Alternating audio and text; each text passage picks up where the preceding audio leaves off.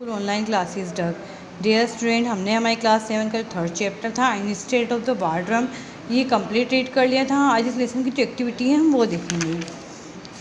First A है इसका, tick the correct answer पर टिक करना है।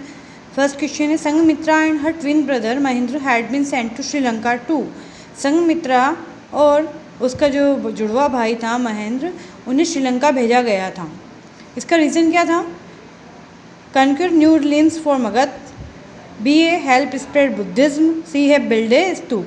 तो इसका फर्स्ट का बी ऑप्शन जो है हेल्प स्प्रेड बुद्धिज्म, बौद्ध धर्म को फैलाने के लिए उन्हें श्रीलंका भेजा गया था। तो फर्स्ट का जो बी ऑप्शन है उस पर आप टिक करेंगे। सेकंड क्वेश्चन है, अशोकाज एडिक्ट्स प्रोक्लेम, जो अशोक के जो अवशेष हैं वो बताते हैं Ashok is the emperor of India, Ashok is Chand Ashok, या Ashok belief in the Buddhist principle of Dhamma.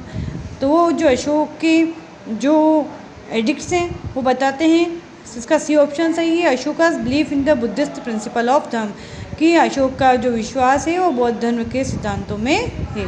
Third question है, the emperor was remorseful because many of his soldiers had died in the battle of Kalinga, the battle had caused much more destruction than expected, C है he had been responsible for taking the life of many individual, क्योंकि वो responsible था क्योंकि उसने बहुत सारे लोगों की जान ले ली थी, इसलिए वो दुखी था। तो थर्ड का जो सी ऑप्शन है इस पर हम टिक करेंगे।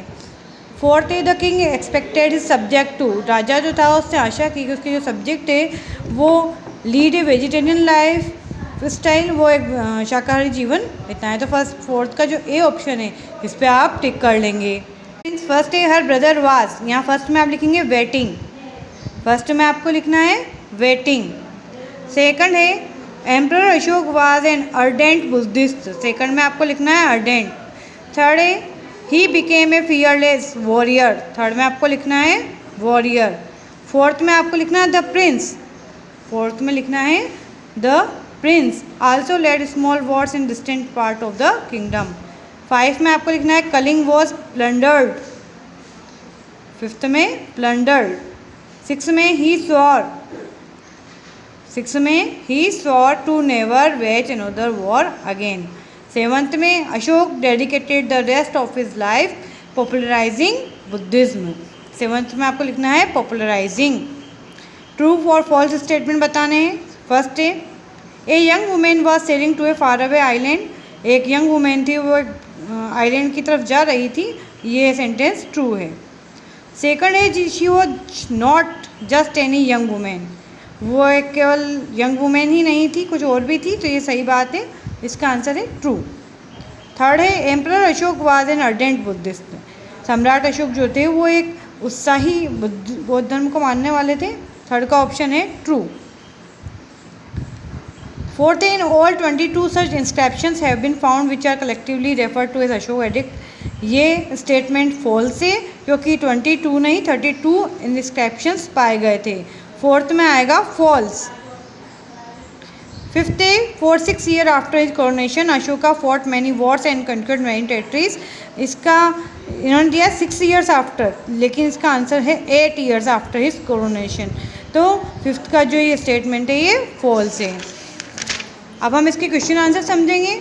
आपको इन क्वेश्चन की जो आंसर हैं उनको सर्च ढूंढने हैं, और इसकी जो PDF है उसको मैं आपको बाद में सेंड करूँगी, लेकिन आपको इन क्वेश्चन के आंसर सर्च करने हैं। डी ऑप्शन है, फर्स्ट क्वेश्चन है what are Ashok edicts and why are they important, Ashok के जो एडिक्ट्स हैं वो क्या हैं और वो इतने इम्पोर्टेंट क्यों हैं।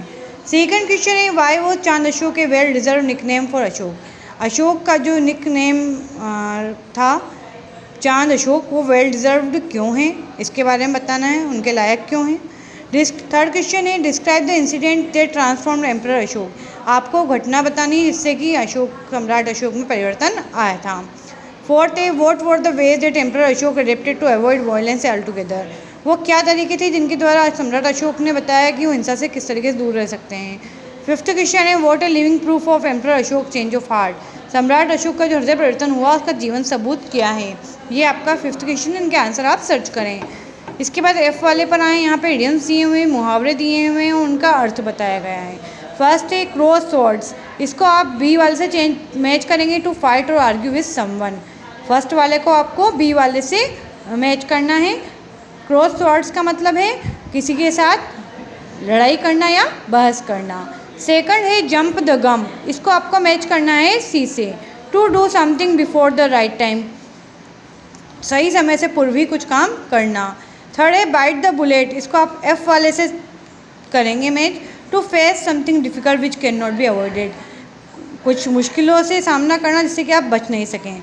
बाइट द बुलेट, इसको आप एफ वाले से। फोर्थ है पुट टू द स्वॉर्ड, इसको आपको ई वाले से मैच करना है, टू किल और एग्जीक्यूट समवन। फोर्थ वाले को ई वाले से। फिफ्थ है बरी द हैचेट, इसको आपको डी वाले से करना है, to forget past conflicts and become friends, पुराने जो संघर्ष हैं उनको भूल जाना और मित्र बन जाना। बरी द हैचेट।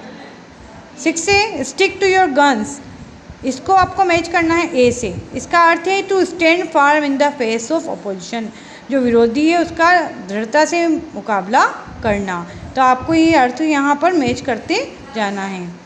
जी वाले में आपको कुछ वर्ड्स दिए हुए हैं, आपको करेक्ट वर्ड्स चेक करना है। मैं इसके आपको अर्थ बता रही हूँ। सीज का अर्थ होता है घेराबंदी, सीज फायर अस्त्र विराम, वॉरफेयर युद्ध कला, वारमोंगर जंगबाज, ट्रोस युद्ध विराम, डिसआर्मेंट निरस्त्रीकरण। ये आपको अब इनको वर्ड्स को रीड करेंगे और इसमें जो वर्ड्स आता है वो हमें लिखना है। ए पर्सन हु एडवोकेट और encourage the star of war, जो व्यक्ति युद्ध की शुरुआत करता है या उसको उस प्रोत्साहन देता है वो है जंगबाज, इसको हम कहते हैं वारमोंगर।